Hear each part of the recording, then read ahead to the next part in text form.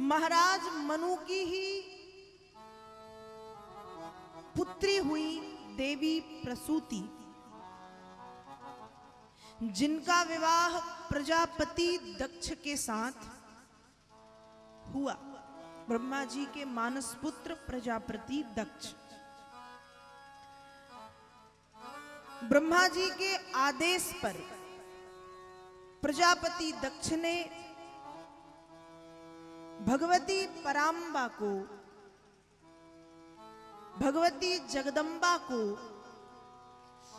पुत्री के रूप में प्राप्त किया।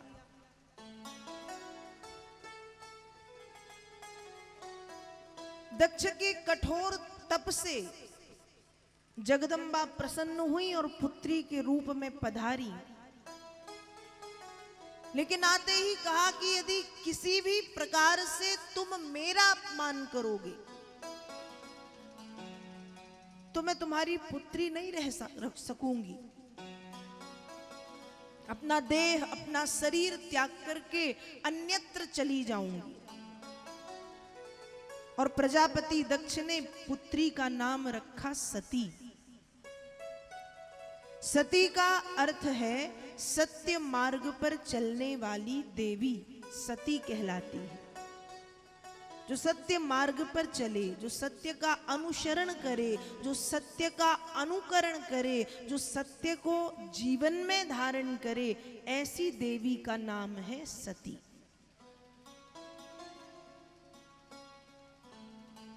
आज सती शब्द को भी लोगों ने एक परंपरा से जोड़ दिया।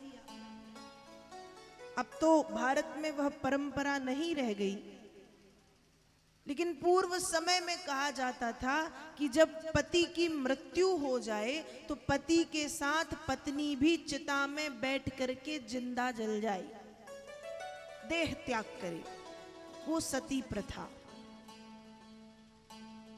लेकिन ऐसी कोई सती प्रथा नहीं है, वो सिर्फ एक बेकार की रूढ़िवादी परंपरा थी। सती शब्द संस्कृत के सत शब्द से बना है। सत का अर्थ है सत्य और सती का अर्थ है सत्य मार्ग पर चलने वाली देवी, सत्य बोलने वाली देवी, सत्य का अनुकरण, सत्य का अनुसरण करने वाली देवी, सत्य को जीवन में उतारने वाली देवी का नाम सती।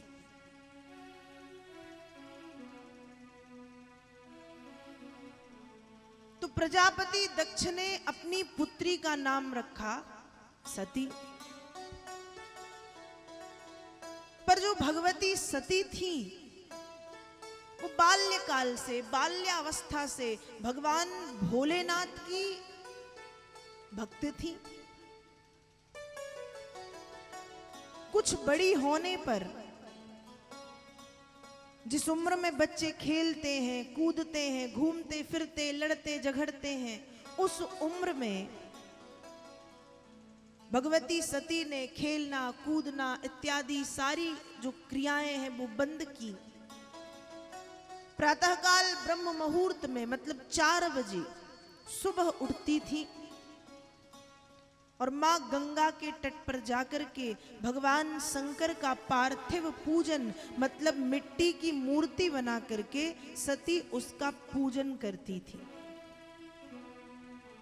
कभी रुद्राष्टक गाती थी, कभी पंचाक्षर मंत्र से भोलेनाथ की प्रार्थना करती थी, बिल्व पत्र चढ़ाती, समी पत्र चढ़ाती, कभी जलाभिषेक करती, कभी दुग्ध से अभिषेक करती, कभी पंचामृत से अभिषेक कराती और भोलेनाथ का बड़ा सुंदर श्रृंगार करती हैं, बिल्व पत्र समर्पित करती हैं और कहती हैं त्रिदलम त्रिगुणाकारम त्रिनेत्रम च त्रयायुधम त्रिजन्म पाप संहारम बिल्वपत्रम शिवार्पणम। बिल्वपत्र समर्पित करती है। बिल्वपत्र कैसा है? कहा त्रिदलम, जिस बेल पत्र में 3 दल हैं, 3 पत्ते, त्रिदलम त्रिगुणाकारम। बिल्वपत्र किसे समर्पित किया जाता है? कहा त्रिगुणाकारम, जो भगवान शंकर 3 गुणों से युक्त है। 3 गुण कौन से? सात्विकी, राजसी, तामसी, सत, रज, तम। त्रिगुणाकारम त्रिनेत्रम, जिन भगवान शंकर के 3 नेत्र हैं। त्रिआयुधम, जो 3 फणों वाला आयुध अर्थात त्रिशूल धारण किए रहते हैं, त्रिशूल। और ऐसे भगवान शंकर को कहा त्रिजन्म पाप संहारम बिल्वपत्रम शिवार्पणम। ऐसे भगवान भोलेनाथ को बिल्वपत्र समर्पित करने से 3 जन्मों के जो पाप हैं वो व्यक्ति के नष्ट हो जाते हैं, समाप्त हो जाते हैं। त्रिजन्म पाप संहारम बिल्वपत्रम शिवार्पणम। मां सती भगवान शंकर को बिल्वपत्र समर्पित करती हैं, समी पत्र चढ़ाती हैं, रुद्राष्टकम गाती हैं, पंचाक्षर मंत्रों का उच्चारण करती हैं, जलाभिषेक, अभिषेक, दुग्ध से अभिषेक, पंचामृत से अभिषेक करती हैं, आरती करती हैं भोलेनाथ की बड़े भाव से। ओम जय शिव ओमकारा, स्वामी भज शिव ओमकारा।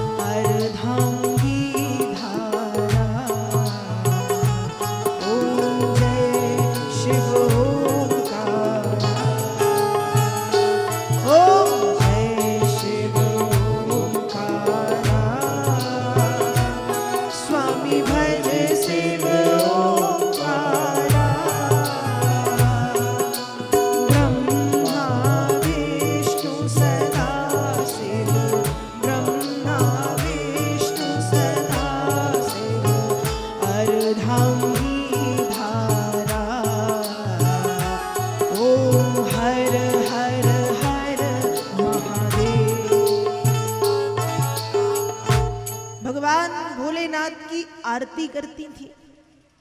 मतलब जिस छोटी सी उम्र में, जिस छोटी सी अवस्था में बच्चे खेलते हैं, कूदते हैं, जिस छोटी सी उम्र में बच्चे खेलते हैं, कूदते हैं, उपद्रव करते हैं, खाते हैं, पीते हैं, माता पिता के साथ रहते हैं, सोते हैं, उस छोटी सी उम्र में भगवती पराम्बा जगदम्बा 4 बजे ब्रह्म मुहूर्त में उठ करके माँ गंगा के तट पर पहुंचती थी और भगवान शंकर का पूजन करती थी, आरती गाती थी, मंत्रोच्चारण करती थी, वेद ध्वनियों से भगवान भोलेनाथ को रिझाती थी। और छोटी सी उम्र में मां सती ने बड़ा तप किया और धीरे धीरे वह तप सच्चे प्रेम की पिपासा प्रतिक्षण बढ़ती गई, बढ़ती गई, बढ़ती गई।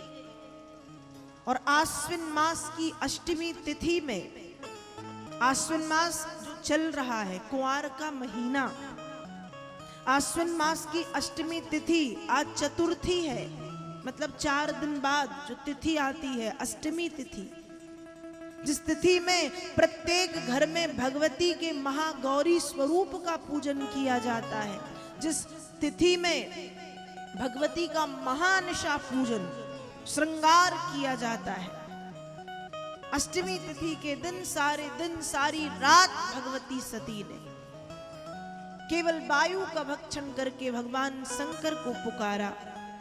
सच्चे प्रेम की पिपासा बढ़ती गई और इतनी भावपूर्ण स्तुति जगदम्बा ने की है कि जगदम्बा के प्रेम की पुकार, भक्ति की पुकार, श्रद्धा, विश्वास और भाव की जो पुकार है वो भगवान शंकर के कानों तक पहुंच गई और भोलेनाथ प्रकट हो गए।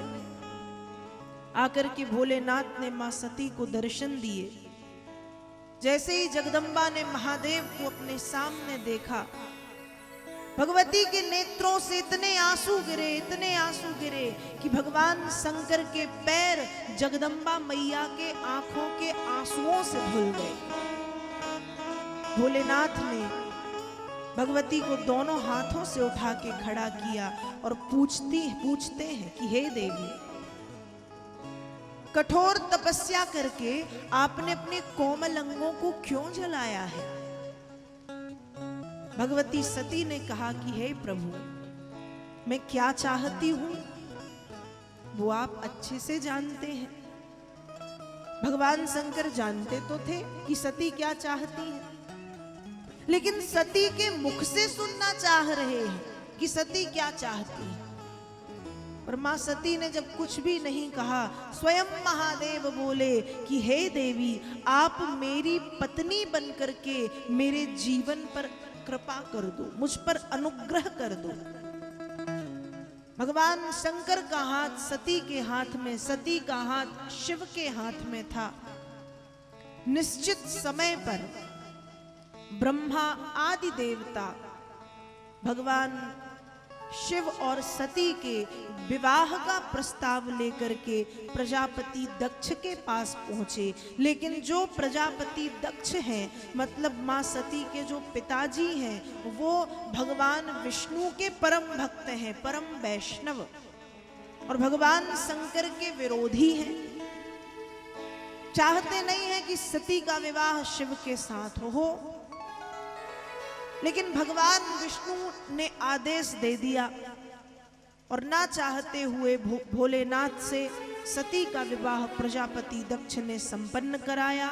माता पिता से विदा होकर के सती अपने पति के धाम कैलाश पर्वत को चली आई। जब सती कैलाश पर्वत पर आई तो कैलाश पर्वत पर नित्य ऋषि मुनि साधु संत बड़े बड़े महात्मा आते हैं जो नित्य भगवत चर्चा करते हैं। और कभी भगवान भोलेनाथ स्वयं भगवत चर्चा करते हैं तो सब बैठ के सुनते हैं। नित्य कैलाश के शिखर पर भगवान भोलेनाथ कथा कहते हैं, कभी सुनते हैं, बड़ा सत्संग चलता रहता है और सती का भी धीरे धीरे अब मन लगने लगा।